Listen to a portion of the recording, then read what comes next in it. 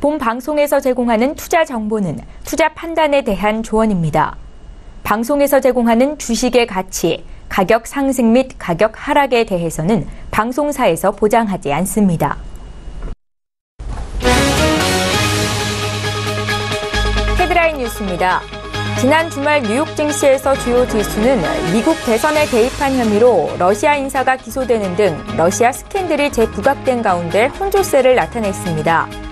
뉴욕 증권거래소에서 다우존스 지수는 전장보다 0.08% 상승한 25,219.38의 거래를 마쳤고 S&P 500 지수는 전장보다 0.04% 높은 2,732.22에 기술주 중심의 나스닥 지수는 0.23% 내린 7,239.47의 장을 마감했습니다.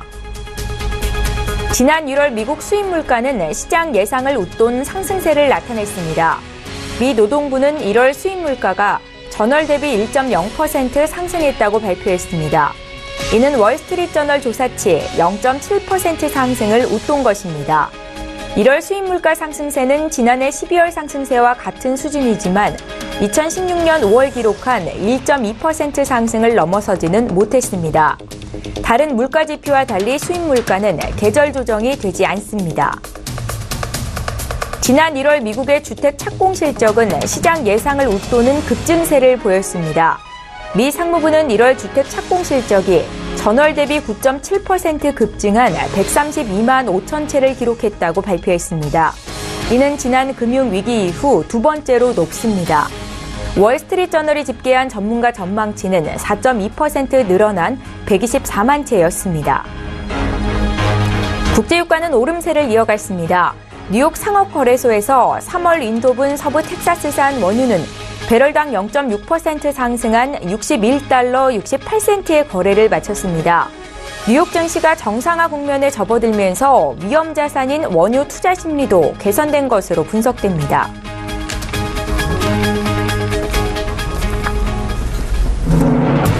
시청자 여러분 안녕하십니까? 출발 증시와이드 2부 시작합니다. 최인정입니다. 우리가 설 연휴로 쉬는 동안에 미국 등 글로벌 증시는 상승세를 이어갔습니다. 미국 다우존스 지수와 S&P 500 지수는 6거래일 연속 오름세를 이어가고요. 기술주 중심의 나스닥 지수만 16일에 0.23% 하락했을 뿐 연일 강세였습니다. 자, 유럽과 일본 증시도 양호했었는데요. 연휴 이후로 국내 증시 상승세를 나타낼 것이다라는 기대감은 있지만 증시에 영향을 미칠 국내의 이슈 분석은 해봐야겠지요. 자, 오늘 일부 시간에 이슈 분석 도와드리는 시간 갖겠습니다. 오늘 2월 19일 월요일이고요. 출중 일부 시간 지금 본격적으로 시작합니다.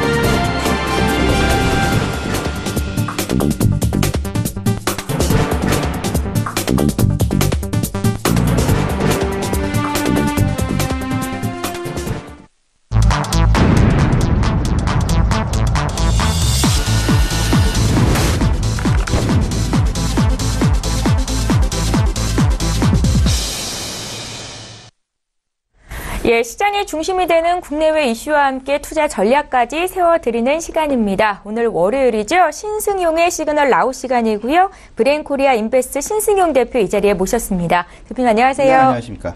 예. 자, 먼저 이번 주 증시를 움직일 시장의 신호는 어떤 것들이 있을지 먼저 화면으로 만나보시죠.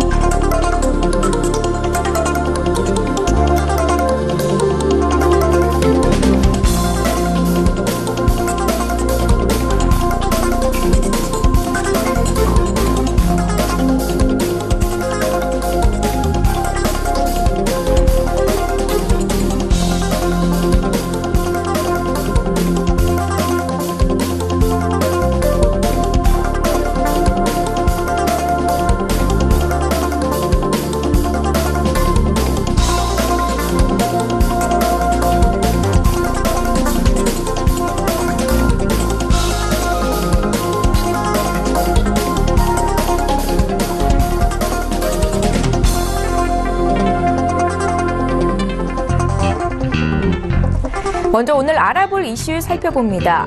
국내 증시 지난주 점검하고 이번 주 전망해보겠습니다. 미국 상무부가 무역 확장법 232조를 적용해 높은 관세를 부과하는 국가에 한국을 포함시켰습니다. 내용 살펴봅니다. 중국 최대 명절인 춘절을 맞아 중국 관련주에 대한 시각이 긍정적이죠. 투자 전략까지 살펴봅니다. 증시 주변 자금이 사상 최대치를 기록하고 있습니다. 주식시장으로 자금이 지속적으로 유입될 것인지 전문가의 의견 듣겠습니다. 지난주 우리 증시가 설 연휴로 휴장을 한 사이에 미국 등 글로벌 증시는 상승세를 이어갔습니다. 금리 인상에 대한 우려감이 완화되면서 상승 추세가 이어질 것이라는 전망이 우세한데요. 먼저 지난주 국내 증시 또 글로벌 증시 정리를 좀 해봐야겠죠, 대표님. 네, 일단 지난주 우리 시장 3일 거래가 됐었고요. 그다음에 이틀 동안 휴장.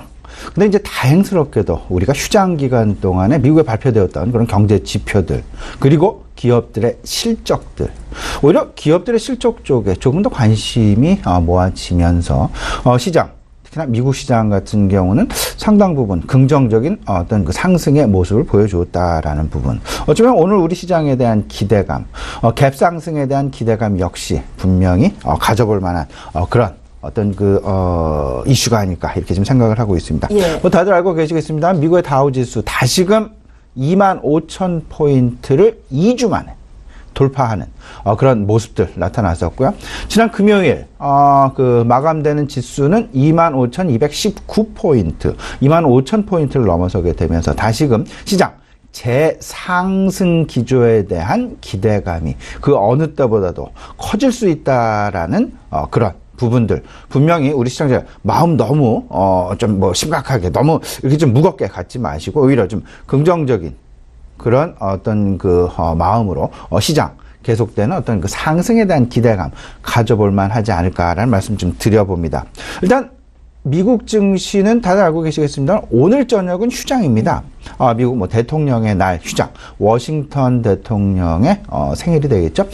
그 휴장으로 인해서 오늘 저녁 다소간 조금 좀 시장에 대한 어떤 그 미국 시장에 움직이지 않는 그런 모습들 다소간. 근데 오늘 시장은 조금은 좀 조용할 가능성도 없지 않아 있겠습니다만, 특히나 외국인들이요. 하지만 계속되는 어떤 이번 주 시장 긍정적인 상황들의 진행 가능성 높지 않을까 말씀을 좀 드려보겠습니다. 일단 미국의 국채금리가 거의 3%에 육박하는 그런 급등에도 불구하고, 소위 말하는 다시 말씀드리면 급락이라고 봐야 되겠죠.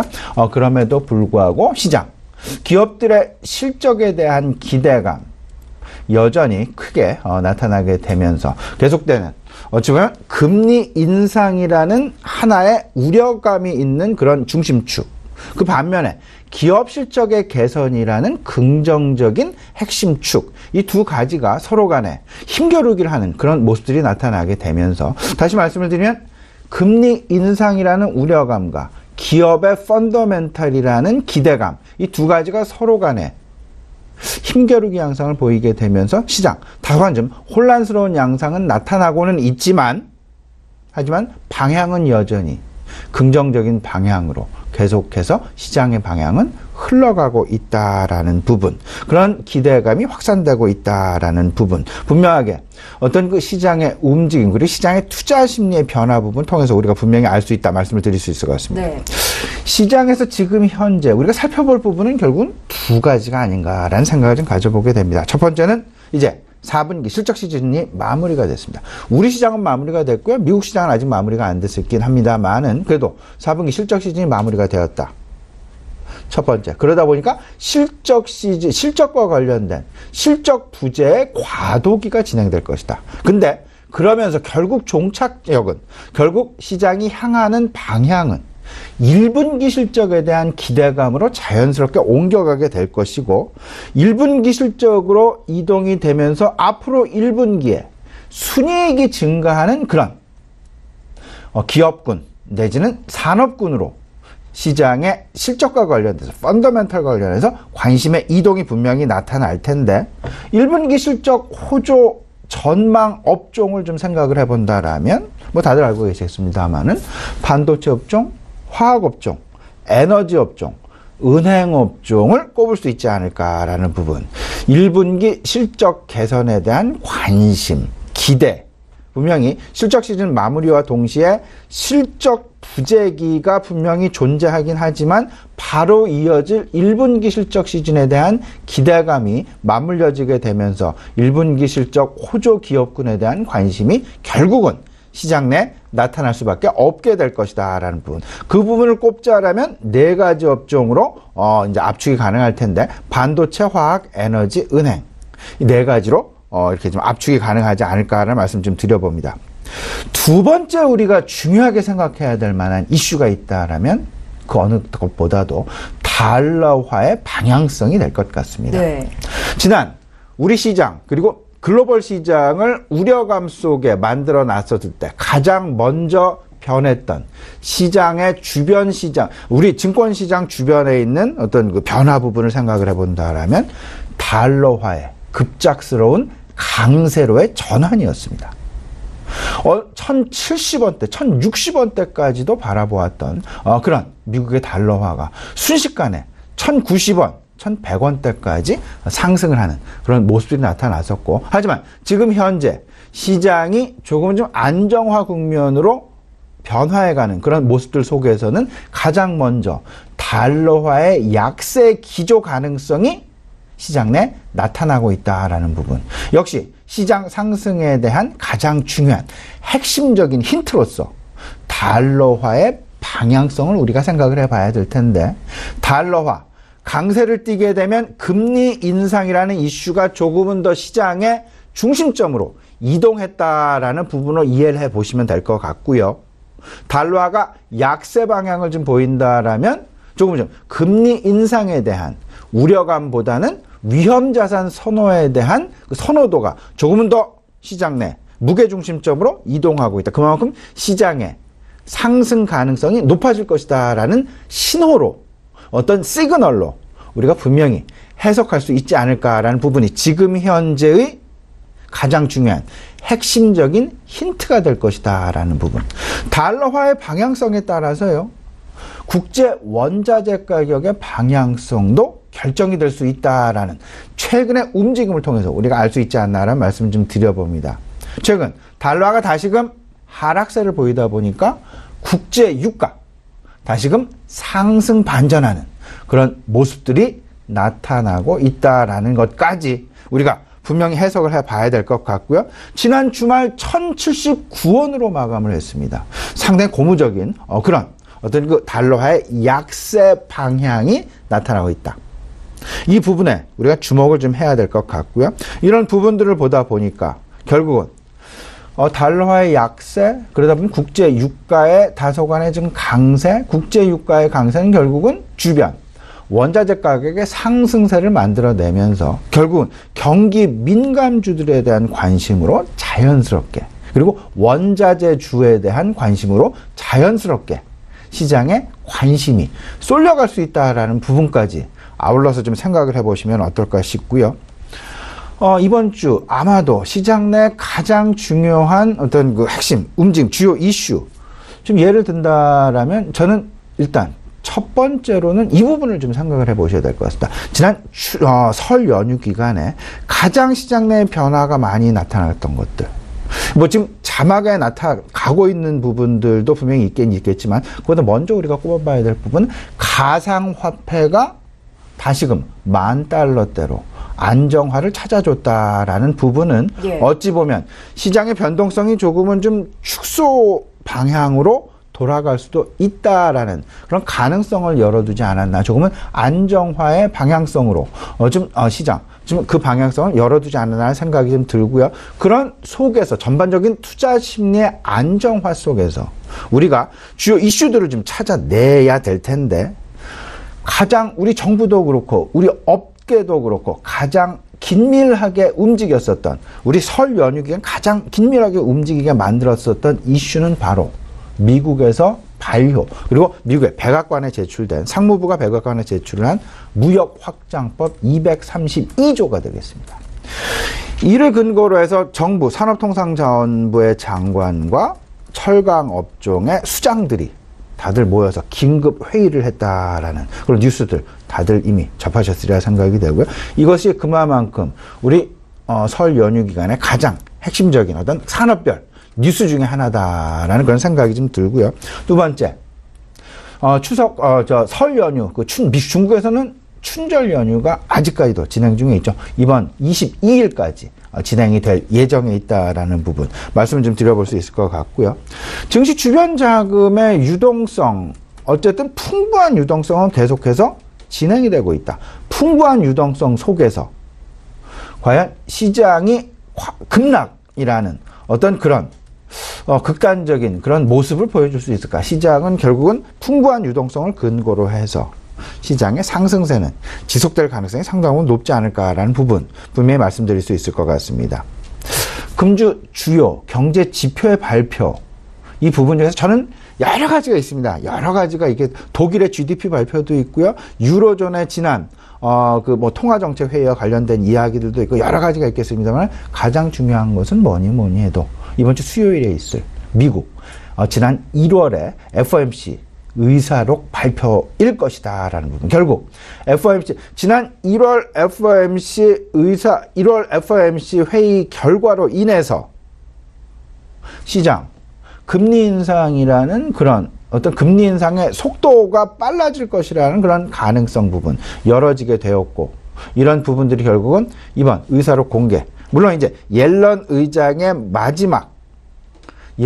퇴임을 앞둔 마지막 회의여서 그렇게 큰 어떤 그 이변이 있을 수는 없겠지만은, 그렇다 할지라도 혹여나 FOMC 의사록에서 금리 인상의 속도와 관련된 이야기가 먼저 좀 나왔다라는 그런 의사록의 어떤 그 공개를 앞두고 그런 부분이 있다라면 시장 조금 좀 변동성에 의한 금리 인상에 따른 금리 인상 속도와 관련된 변동성, 조금 좀 시장 내 변동성의 요인으로 작용할 가능성도 있을 수 있다라는 부분 우리가 분명히 좀 해둬야 될 것 같습니다. 예, 말씀하신 이슈들을 이제 구체적으로 들여다보는 시간 갖겠습니다. 미국 정부가 국내산 세탁기와 태양광 제품의 세이프가드를 발동시킨 이후로 이번에는 미 상무부가 외국산 철강과 알루미늄 제품에 최고 53%의 고율 관세를 부과하는 방안을 검토하고 있습니다. 자, 이에 17일 정부와 철강 업계는 모여서 긴급 대책을 논의했다는 소식도 전해졌는데요. 내용 좀 봐주십시오. 예, 이거 상당히 좀 중요한 어떤 어제 오늘 얘기는 분명히 아닐 것 같습니다. 따라서 과연 오늘 어떻게 시장에서 이를 놓고 해석을 할 것이냐, 시장의 반응이 과연 대표적인 기업 중에 하나라고 볼 수 있는 포스코의 주가랄지 아니면 현대제철의 주가가 과연 어떤 방향으로 움직이게 될 것인지, 이 부분을 놓고 아마도 시장의 반응 분명히 우리가 생각을 해볼 수 있지 않을까. 근데 다만 예상될 수 있는 부분, 상당 부분 보수적인 견지에서 접근할 가능성이 있을 것이다. 어느 때보다도 지난 세이프가드 때도 그러니까 한국산 세탁기나 한국산 태양광 모듈에 대한 미국의 세이프가드 조치, 이런 부분에서도 나타나긴 했었습니다만은 사실상 이런 부분들이 어제 오늘의 얘기는 분명히 아닙니다. 그리고 앞으로 어떤 그 당장 있을 이야기도 아니다라는 생각 분명히 가질 수 있겠습니다만은, 전체적인 분위기는 미국의 어떤 그 보호무역의 확대라는, 보호무역의 강화라는, 그리고 그 보호무역의 강화라는 그 가장 중심점에는 결국은 중국을 견제하려는 그런 모습들이 속속 곳곳에서 우리가 찾아볼 수 있다라는 것 생각을 해보면, 결국은 우리나라의 경제, 미국과 중국 사이에 끼어있는 샌드위치 경제라는 그런 차원 속에서 봤을 때 그다지 긍정적인 뉴스는 분명히 아닐 것이다라는 부분. 여기서 미국의 어떤 보호무역의 확대가 중국을 겨냥했다라면 중국의 다양한 산업별 규제 완화랄지 이런 부분들이 또 거꾸로 미국에 대한 역공을 하고 있는 그런 모습들이 나타나고 있다라는 부분. 이런 부분들을 분명히 우리가 생각을 해봐야 될 것이다. 근데 이번 이제 무역 확장법 232조 조금 더 자세히 좀 들여다보게 된다면요. 네. 일단 스케줄은 백악관에 제출을 했습니다. 소위 말하는 트럼프 대통령의 사인을 기다리고 있다라고 보셔야 될 것 같고요. 트럼프 대통령은 다양한 어떤 의견 조율이랄지 이런 부분들을 통해서 오는 4월 11일 이전까지 아마도 사인을 할 것으로 그렇게 예상은 되고 있습니다. 근데 그 과정 중에서 우리 정부도 그렇고 일단 다양한 경로를 통해서 트럼프 대통령의 이 머물고 있는 백악관으로 다양한 어떤 그 경로를 통해서 우리의 입장을 표현하려고 노력을 상당 하지 않을까 생각이 됩니다. 근데 여기서 세 가지 이슈가 분명히 세 가지 방법이 제안이 됐다라는 부분. 2017년에 수출량을 기준으로 해서 63%의 할당을 설정할 것이냐. 아니면 두 번째, 모든 철강 제품에 대해서 24%의 관세를 부과할 것이냐. 아니면 마지막 세 번째, 한국을 포함한 12개국. 여기엔 우리나라도 포함이 됐고 중국도 포함이 됐고요. 인도도 포함이 됐습니다.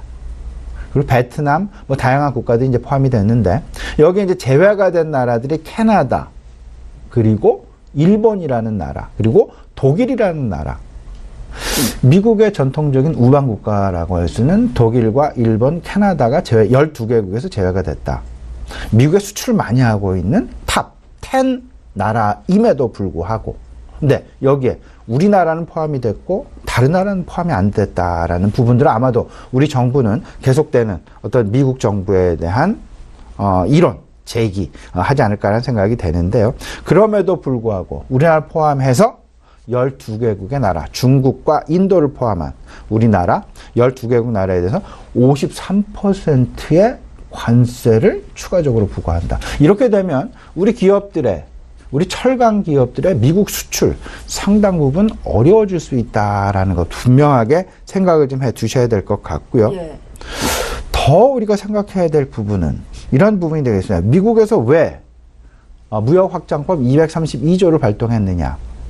결국은 중국을 겨냥한 것이 아니냐라는 어떤 뒤쪽에 있는 그런 이야기를 분명히 우리가 읽어봐야 될 것이다. 결국은 중국에 대해서 철강 공급 과잉을 해소해야 되지 않겠느냐. 그리고 중국에 대한 거꾸로 무역에 대한 상대적인 보호무역을 대중국 보호무역을 강화하려는 그런 움직임이 분명히 나타나고 있다. 중국의 지난해 대미국에 대한 무역 흑자 규모는 3천억 달러가 넘습니다. 이러다 보니까 미국에서 계속되는 호혜세 도입과 관련된 이야기도 나오고 있고 세이프가드 조치라는 그런 부분들도 우리나라 기업들뿐만 아니라 오히려 중국 기업들에 대한 세이프가드 조치 더 크게 나타나고 있다라는 부분 분명히 읽어봐야 될 것 같은데요. 이런 부분들을 이제 통해서 생각을 해본다라면 결국은 앞으로의 보호무역의 확대는 계속 강화될 것이다라는 부분. 이러다 보니까 저는 이 부분을 생각을 해봐야 될 것 같습니다. 결국은 철강업종이랄지 그리고 더 추가적인 부분 생각을 해본다면 자동차 업종도 우리가 좀 고민을 분명히 해봐야 될 것이다. 결국은 미국으로의 공장 이전을 활성화하려는 그의 움직임. 공장 이전을 안 하게 된다라면 결국은 수입 관세를 더 부과를 하겠다라는 미국의 입장. 그리고 한미 FTA를 다시금 지금 재조정을 하고 있는 그런 모습들까지 생각을 해본다라면 앞으로 이런 대미국에 대한 수출 관련 부분들 상당히 앞으로 넘어야 할 벽들이 상당 부분 존재하게 될 것이다라는 부분. 지금 당장은 어찌 보면 경기 민감주들에 대한 관심 상당 부분 유효하다라고 말씀을 드릴 수 있겠습니다만은 전체적으로 앞으로 무역과 관련된 통상과 관련된 이런 부분들 마음 놓고 보시지 말고 계속되는 어떤 그 긴장된 부분 속에서 어떤 변화들이 일어나는지 충분히 검토하시고 그리고 계속되는 어떤 그 관심의 대상으로 만들어 놔야 되겠다라는 부분까지 아울러서 좀 말씀을 좀 드려보겠습니다. 예, 알겠습니다. 이제 다음 이슈 보겠습니다.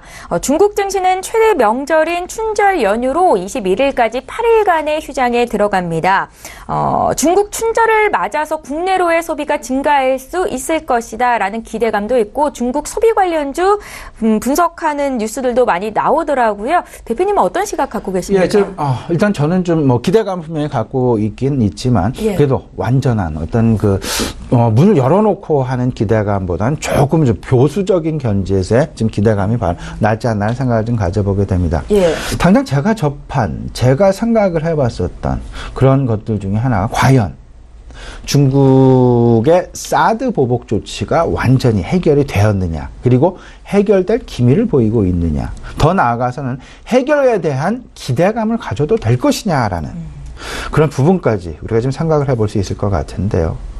지난 우리 그 설 명절, 지금 아직도 뭐 춘절 연휴가 진행이 되고 있긴 합니다만은, 그리고 완벽한 통계가 잡히지는 않긴 했습니다만은, 여전히, 시내 면세점, 중국 방문객들의 숫자가 사실상 기대했던 것만에 크게 못 미치고 있다라는 조금 좀 안타까운 소식들이 계속해서 불거져 나오고 있다라는 부분 생각을 해본다라면, 그리고 과거 우리 시청자분 다들 알고 계시죠. 뭐 시내를 가보시건 뭐 홍대 앞을 가보시건 좀 번화가를 가보시게 되면, 그리고 어떤 그 뭐 시내 면세점을 이제 가보시게 되면, 과거 중국 관광객들의 소리가 여기저기서 왁자지껄하게 상당 부분 오히려 나의 귀를 좀 심하게 시끄럽게 할 정도로 상당 부분 힘들게, 그런 중국인들의 소리들이 상당 부분 많이 들렸었지만, 네. 최근 들어서는 중국인들의 어떤 그런, 음성, 소리, 좀 듣기가 좀 쉽지 않다라는 부분까지 좀 생각을 해본다라면, 그만큼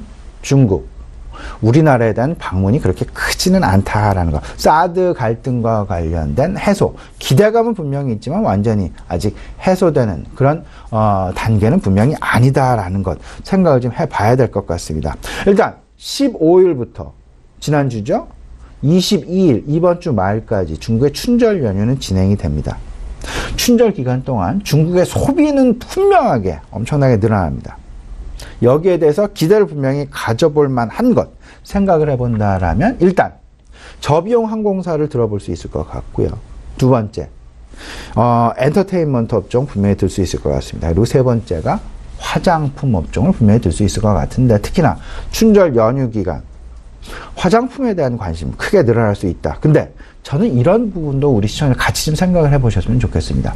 최근 이제 그 미세먼지와 관련된 미세먼지 대책, 각국 정부, 중국 정부도 그렇고요, 우리 정부도 그렇고, 일본 정부도 그렇고 상당 부분 관심을 가지고 있다. 특히나 춘절 연휴, 중국에서 폭죽을 너무나 많이 쏴서, 예. 오히려 그 미세먼지와 관련된 우려감이 들 정도로 상당 부분 많이 드러나고 있다라는 점. 이 미세먼지와 관련된 부분도 우리 시청자 여러분은 관심 영역군에 좀 넣어두시면 좋지 않을까라는 생각이 좀 많이 들고요. 또 한 가지 우리가 관심을 가질 만한 부분은 한중 경제장관 회의가 2월 초에 열렸고, 앞으로도 계속 주기적으로 열릴 가능성이 높다라는 부분. 이 속에서 우리들 가장 지금 시장 내 핵심 이슈가 되는 부분, 우리 정부가 뭐 다양한 요구를 했습니다만은 그중에서 세 가지를 꼽아볼 수 있을 것 같습니다. 중국에 대해서 결국 전기차 배터리에 대한 보조금에 대한 차별을 좀 없애달라라는 것 한 가지. 두 번째, 롯데마트에 대한 매각이 난항을 보이고 있는데 그 부분에 대한 같은 협업이 좀 필요한 것 아니냐라는 그런 부탁 부분. 세 번째, 단체 관광을 제한하고 있는데, 한국에 대해서 단체 관광을 제한하고 있는데 이 부분을 완전히 좀 풀어달라라는 요구했다라는 이야기 들려오고 있습니다. 그 세 가지가 어찌 보면 우리 시장에서, 우리 증권시장에서도 가장 어떤 핵심적인 이슈일 것이다라는 부분. 중국의 대형 자동차, 전기차 배터리 보조금 제외 소식, 이런 부분들로 인해서 삼성 SDI의 주가와 LG 화학의 주가, 사실상 이 중국 부분까지 가세가 된다라면 모멘텀을 받기에 충분하지만 아직 거기까지는 못 쫓아가고 있다라는 안타까운 소식. 이 부분들 분명 우리가 해결해야 될 과제 중에 하나가 아닐까 하는 생각이 들고요.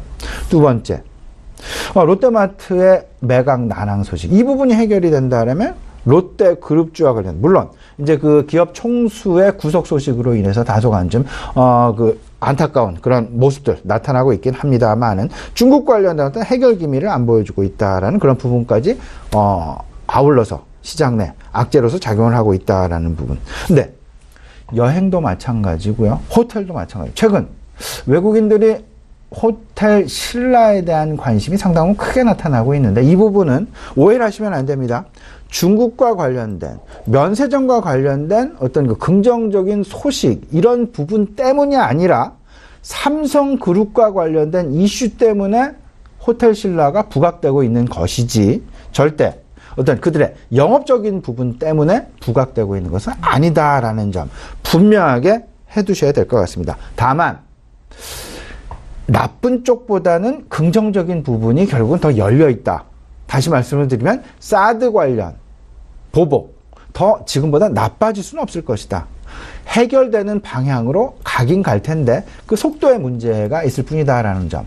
그러면 중장기적인 관점에서 투자를 한다라면 중국 관련주 상당히 긍정적인, 오히려 지금이 가장 그 저점 매수 기회일 수 있다라는 부분까지 아울러서 생각해 볼 수 있을 것 같은데, 내가 만약에 롱텀 투자자가 아니라 숏텀 투자자라면 중국 춘절 효과에 대한 기대감을 가져가기보다는 오히려 그 부분은 한 화장품 정도로 좀 국한해서, 저비용 항공사 쪽으로 좀 국한해서 생각하시는 게 어떨까 싶고요. 오히려 중장기적으로 가져간다라면 지금이 어찌 보면 중국 관련 소비주, 대다수의 소비주들은 어찌 보면 저점 매수에 상당히 유효한 그런 시기일 수 있다라는 부분까지 말씀드릴 수 있을 것 같습니다. 예. 자, 증시에 영향을 미칠 이슈 분석을 도와드리고 있습니다. 자, 2월 들어서는 강한 조정이 있었지만 최근 연초 효과 등으로 주식시장이 상승세를 이어가면서 증시 주변을 맴도는 자금이 지속적으로 쌓이는 모양새입니다. 한국은행에 따르면 지난달 말 현재 증시 주변 자금이 118조 원으로 사상 최대 수준인데요. 글로벌 증시 변동성이 지속되는 이 상황에서 자금이 주식시장으로 지속적으로 들어올 수 있을지, 여기에 대한 의견 좀 들어볼게요. 예, 이번 상당히 중요한 말씀을 드릴 수 있을 것 같습니다. 예. 지난 한 2주 전이었죠. 미국발 어떤 그 금리 인상 가능성 쇼크 때문에 시장 뭐 6%, 7%, 뭐 10% 이상 내리는 그런 상황들 좀 나타나서, 그때를 제외하고는 계속되는 시중 유동자금의 증시 유입이 지금 지속되고 있다라는 부분. 가장 대표적인 것이 고객 예탁금 부분이 될 것 같습니다. 고객 예탁금 어느덧 31조 원을 돌파해 놓고 있다라는 부분. 이 31조 원, 지난 2주 전이었죠. 28조 원까지 떨어지는 그런 상황들이 나타났었습니다. 하지만 바로 회복이 되면서 31조 원으로 증가했다. 여기에는 저는 다양한 이슈들이 있겠습니다. 첫 번째는 증시 상승에 대한 기대감이 여전히 자리 잡고 있다는 걸 한 가지. 두 번째는요, 부동산 시장을 우리 정부에서도 계속해서 누르려는 그런 정부 정책의 방향이 확실하게 시장 내 메시지를 던져주고 있다라는 것. 이게 두 번째일 것 같고요. 세 번째, 가상화폐와 관련된 그런 부분들도 계속 누르고 있다. 물론 지난 설 연휴 기간 가상화폐 다시금 안정화를 찾아가는 $10,000를 회복하는 그런 모습들이 나타나고는 있습니다만은, 여전히 만약에 이게 다시금 $20,000를 넘어가게 되고 이렇게 된다면 우리나라 정부는 더 강력한 규제 수단을 분명히 시장 내 작용을 시킬 거고요. 이런 부분들은 우리나라뿐만 아니라 주요국들 마찬가지로 이런 어떤 그 가상 규제에 대한 어떤 그 규제 가능성 상당 부분 높을 것이다라는 부분, 이미 시장 내 한 번 그 가능성을 보여주었다. 그렇다면 부동산과 가상화폐는 어느 정도 계속되는 눌림목이 형성될 수밖에 없다라는, 알게 모르는, 보이지 않는 그런 압력으로 작용할 가능성이 높은 반면, 주식시장은 계속되는 어떤 그 위에 대한 상승에 대한 기대감을 계속해서 키워주고 있다라는 그런 가능성 분명히 있어 보입니다. 여기서 우리가 생각해야 될 것은 투 트랙 전략을 분명히 가져가야 될 것이다. 소위 말하는 대형주에 대한 관점과 중소형주에 대한 관점을 분명히 달리 가져가야 될 텐데, 대형주는 앞서서 말씀을 드렸던 미국의 경기 회복 그리고 중국의 경기 회복, 이 두 가지와 맞물리, 소위 말하는 글로벌 G2의 경기 회복과 맞물리, 물론 양국 간에는 통상과 관련된 보이지 않는 전쟁이 계속 지속되고는 있긴 합니다만은, 그래도 여전히 글로벌 경기는 선진국 중심의 미국, 신흥국 중심의 중국, 동시다발적으로 계속되는 개선이 나타나고 있다라는 부분, 이 부분에 따라서 경기 민감주에 대한 관심, 대형주 쪽에서는 계속 우리가 가져야 될 것 같고요. 네. 중소형주 쪽에서는 오히려 저는 뭐 바이오에 대한 가능성도 분명히 있긴 있습니다만은, 하지만 저는 오히려 정부 정책 관련주에 대한 관심과 중국 관련주에 대한 관심을 계속해서 갖고 가는 게 낫지 않을까. 화장품과 여행주와 엔터 업종, 그 다음에 블록체인, 전기차, 5G 자율주행에 대한 관심 계속 가져가는 것이 좋지 않을까. 조금 투 트랙, 두 가지로 나누어서 시장 접근하는 전략이 유효하지 않을까라는 말씀 좀 드려보고요. 마지막으로 시장에 대한 투자 전략까지 좀 말씀을 좀 드려본다라면, 변동성은 이제 천천히 마무리되어 가고 있습니다. 변동성이 마무리되어 가는 과정 중에 투자 전략을 새롭게 세워가야 될 것이다 라는 부분. 이번 주 가장 우리가 주목해야 될 시장 변수, 시장 이벤트는 결국은 21일 수요일이 되겠습니다. 미국 1월 FOMC 의사록 발표라고 해도 과언이 아닐 듯 싶고요. 결국은 통화와 관련된 그런 긴축 기조가 어느 정도 속도를 낼 것인지 아닌지 가늠할 수 있는 시장 내 어떤 힌트를 분명히 제공하게 될 것이다라는 부분 생각을 해 두실 수 있을 것 같습니다. 분명한 것. 다시 한번 좀 강조해 드리지만요. 달러화의 방향성을 우리가 계속해서 주목을 해야 된다. 달러화가 약세로 갈 것이냐. 달러화가 강세로 움직일 것이냐. 원달러가 다시 말씀을 드리면 원달러가 하락을 하게 된다라면 달러화가 약세 방향으로 가는 것이고요. 원달러가 상승을 한다. 1,090원, 1,100원으로 간다라면 달러화가 강세를 보이는 그런 방향이 되겠습니다. 달러화 강세보다는 달러화의 약세가 우리 시장 내 훨씬 유리하게 우호적으로 작용할 가능성이 있다라는 부분까지 생각을 해보시면서 시장의 방향성, 달러화를 가지고 일단 가늠하는 것이 가장 중요하지 않을까 생각이 됩니다. 예, 우리가 쉬는 동안에 글로벌 증시가 상승이었기 때문에 오늘 국내 증시 또한 갭상승에 대한 기대감이 있는데요. 어떻게 투자 전략 가져가면 좋을지까지도 의견 들어봤습니다. 자, 한 주의 시작이었죠. 오늘도 브레인 코리아 인베스트의 신승용 대표와 함께 자세한 이야기 나눠봤습니다. 고맙습니다.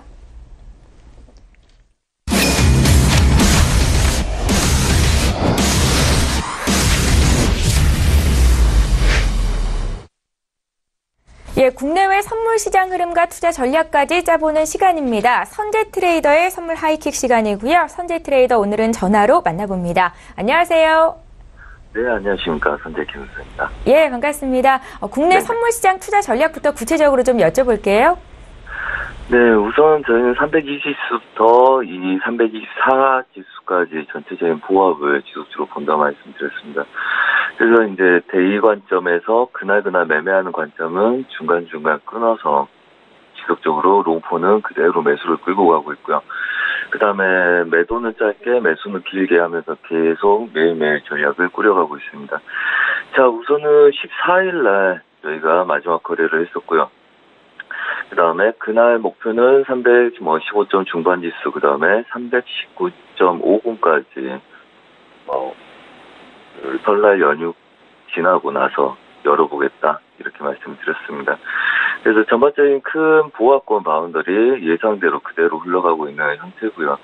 그 다음에 오늘은 그렇다면 아마 야간장 때 매수 쪽으로 많이 치고 올린 그림들이 있었기 때문에 전반적으로 갭 상승에 대한 가능성 높다.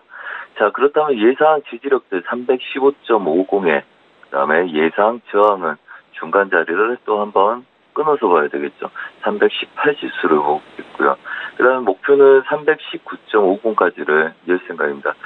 물론 중요한 거는 316 지수 315.50 위에서 시작돼서 아래 구간 눌리더라도 315.50대 전일 고점이죠. 전일 고점을 지켜주는지가 가장 중요하다. 그래서 전반적으로 315 지수 지지 여부력을 주목하자. 이렇게 말씀을 드리겠고요. 이미 전체 제가 보는 보합 구간의 중심 자리까지 이미 연휴 전까지 왔습니다. 그러면 중심 자리에서는 아무래도 혼조세 양세 뛸 가능성이 높기 때문에 매수 힘이 세다면 갭으로 띄워서 윗자리를 공략하기 위해서 전 고가, 그다음에 전 저가의 지지력을 확보하고 그냥 매수 쪽으로 싸울 거다. 그래서 14일도 매도 치지 말고 그냥 매수 쪽으로 무조건 열라고 말씀을 드렸습니다. 예상보다는 지지부진한 그림으로 크게는 못 갔지만 예상대로 오늘 갭으로 뜰 가능성이 높고 야간장 때 이미 317 지수 이상을 공략한 그림으로 끝났다. 자, 결론부터 다시 315.50 지수들을 오늘 지지력 잘 확보해 두는지 보시고요. 대신 시가에서 바로 쫓아가는 거는 좀 위험할 수 있습니다. 이미 시가에서 이 구간 내에서 시작될 가능성이 높기 때문이죠. 그래서 너무 갭으로 뜰 때는 눌림에서 신규는 다시 재매수의 공략법을 갖고 싸우시라 이렇게 말씀을 드리겠습니다. 이상입니다. 예, 국내 선물 시장 투자 전략부터 여쭤봤고요. 이제 해외 쪽으로 좀 가보겠습니다. 구체적인 해외 선물 투자 전략은 어떨까요? 네, 해외 선물 시장은 금요일까지 계속 적극적으로 시장이 움직이는 시장이었지만 저희도 휴식을 취하고 그다음에 14일 저녁까지만 리딩을 했었습니다. 자, 우선은 달러 인덱스가 저가를 확인한 이후에 다시 재반등 해주는 모습을 보였었고요. 당연히 이제부터는 아마 88.50대부터 그 다음에 89.20대, 그 다음에 많이 치게 된다, 위쪽 매수로 많이 올라가게 된다면 89.40대의 가치는 고압 구간 그림을 형성할 거다 이렇게 보고 있습니다. 단 큰 그림에서는 저가를 시도하다가 실패했기 때문에 중간 자리 보합권에서 많은 혼조세를 띠겠죠. 하지만 이제부터는 가능성도 매수 쪽 배팅할 가능성을 열어놓고 보셔야 된다. 장기적으로는 이렇게까지 보고 있고요. 우선은 이번 주 장 초반은 아무래도 고압 구간, 횡보 구간이 유력하다. 이렇게 보고 있습니다. 자, 그렇다면 유로 달러 좀 보겠습니다. 우선 유로 달러 14일 설 연휴 전에 마지막 13일 저녁에 리딩할 때 이때는 매도 그림이라고 말씀드렸습니다. 그래서 시청자분께서도 물리신 분할을 해서 이렇게 빠져나오라고 말씀드렸고요. 이 그림 끝난 이후에 이 구간들 지지한 아이들은 다시 고가를 높이기 시작을 했었죠.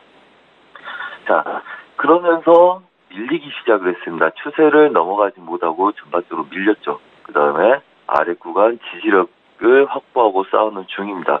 자, 그렇다면 오늘 예상 지지력은 1.24050대라고 보시면 되고요. 한마디로 이 구간들 전 고점을 잘 지킨지가 굉장히 중요하겠죠. 그래서 이 구간들 지지력을 오늘 잘 보셔야 되겠고요. 그 다음에 예상저항은 1.24850. 한마디로 여기 매물대 강한 저항을 바로 안착하기 어렵겠죠. 그래서 이 정도의 보합에 하단부가 깨는지를 지속적으로 봐야 되는 그림이라고 보고 있습니다. 그래서 반등 매도가 굉장히 유력할 거고요. 오전장에 이 구간대에서 추세를 넘지 못하고 바로 간다면 아마 신규들은 좀 쫓아가기는 어렵겠지만 그래도 하단부 지지력은 확인하셔야 된다. 무조건 온다 해서 받는 것보다는 아무래도 갈 자리가 없으면 뺄 가능성이 높고요. 그 다음에 주력은 오늘 주력은 미장이나 유럽장 이후에 반등 여력을 주는 아이들을 다시 끌고 하방 쪽으로 배팅 들어가는 게 주력일 거다. 이렇게 말씀을 드리겠습니다. 자, 그 다음에 크루드 오일입니다. 크루드 오일 전반적으로 이 구간들 보합을 저희가 예상을 했었었고요. 그 다음에 이 구간들 보합 이후에 추세 상단부를 한번 높인 이후에 눌리면서 지속적으로 매수 배팅이 있었습니다. 자, 우선은 제가 리딩할 때 얘네들 전체적인 보합권 뛸 거다. 58.50대 아래서 매도 쫓아가는 그림 절대 아니다. 서울경제에서도 생방송에서 지속적으로 말씀드렸습니다. 이 구간에서 매도 쫓아가는 거 아니다. 1, 2들에도 매수 배팅이다. 그래서 저희 방은 매수 하나에 분할 하나 대기하면 알아서 분할 잡히지도 않고 수익이 날 거다고 기대를 한다. 이렇게 말씀을 드렸습니다. 그래서 그렇게 사인을 드렸었고요. 그 다음에 전반적으로 얘네들은 54달러까지 지속적인 보합권을 형성하려고 할 거다. 앞으로는 그렇게 보시면 됩니다. 자, 그래서 우선은 얘네도 이제 또 중간 지지력들 잘 봐야 되겠죠. 그래서 작은 그림을 보자면 우선은 예상 저항들 63달러. 한마디로 이 매물대 근처를 저항으로 크게 두시고요. 그 다음에 예상 지지력들은 60.50대죠. 한마디로 이 구간들 계속적으로 시도하다 실패했다가 연휴 때 돌파한 구간들이죠. 이 구간들 지지력을 잘 보시라 말씀을 드리겠고요. 그렇다면 지금부터는 이 구간들 보합을 노리고 배팅을 들어간다. 눌림, 매수, 그 다음에 오전장에는 아무래도 반등, 매도도 수익을 주겠죠. 한마디로 아시아 시장에서 바로 안착하기 힘들 거기 때문에 그래서 충분히 눌린 이후에 매수 배팅을 들어갈 생각이고요. 그 다음에 고가의 영역에서는 지속적으로 반등, 매도를 짧게 노려볼 생각을 하고 있다. 그래서 그렇게 전략적으로 대하시면 되겠고 시청자분들은 아무래도 추세들 무너지는지를 보고 나서 매도 대응을 하시는 게 좋겠고 주력은 눌린 매수를 길게 추가적으로 더 보겠다. 그래서 전반적으로 매수 롱포는 전반적으로 갖고 있는 거기 때문에 지속적인 수익들 나고 있을 거다 이렇게 말씀드리겠습니다. 자, 그 다음에 골드입니다. 골드도 여전히 부합 구간에서 한번 매도로 빠졌었고요. 제가 리딩을 이때까지밖에 하지 않았기 때문에 이거 빠져서 마무리 짓는다. 여기까지밖에 말씀 안 드렸습니다. 근데 전반적으로 추세는 다들 매수로 열고 있었기 때문에 잘 수익을 내고 있을 거라고 말씀을 드리겠고요. 그 다음에 우선 추세 저항들 갖고 있는 상태에서 고점 급등 이후에 횡보, 그 다음에 고점 테스트를 하다가 실패한 아이들은 매도로 빠질 가능성이 높다. 한마디로 이 구간들 저항을 받고 아래 구간 테스트가 오는 거죠. 한마디로 얘네들은 그렇다면 지속적으로 이 구간에서 저가를 높이고 싸웠던 아이들, 물량이 빠지면서 저가를 낮추기 시작을 했죠. 자, 그렇다면 이 구간들 1355지수들 오늘 예상 저항으로 두고요. 그 다음에 지지력들은 추가적인 그림이 나기 전에는 쫓아간 건 좀 위험하겠죠. 그래서 이 구간들 지지력들 확보하고 우선 보합권에서 싸우셔야 되겠다. 그래서 달러 인덱스나 유로 달러가 방향을 결정하려면 얘네도 따라 움직일 가능성이 높고요. 아무래도 주력은 반등 매도가 유리하겠죠. 그래서 아래 구간이 뚫는다면 추세를 더 여는 전략으로 임하신다면 크게 무리는 없을 걸로 보이고요. 항상 눌림 매도는 반등을 기다렸다 치시고요. 매수는 눌림을 기다렸다 치시면 아무래도 월요일 보합장부터는 크게 무리 없이 좋은 자리를 확보해서 이자를 잡고 수익을 확보하고 큰 수익을 낼 수 있을 거다. 이렇게 말씀을 드리겠습니다. 네, 이상입니다. 예, 선제 트레이더를 멘토로 삼고 국내외 선물 시장 투자하시는 분들 위해서 오늘도 구체적으로 수치 제시까지 해드렸습니다. 지금까지 선제 트레이더와 함께했습니다. 고맙습니다. 네, 감사합니다. 예, 출발 증시와이드 1부 시간 여기서 마칩니다. 잠시 뒤 2부 시간에는 시청자 여러분들 종목 상담도 함께 도와드리고 있고요. 건당 100원의 정보 이용료가 부과되는 샵 0082번으로 지금 문자 참여해 주시면 되겠습니다. 저희는 잠시 뒤 2부 시간으로 다시 오겠습니다. 고맙습니다.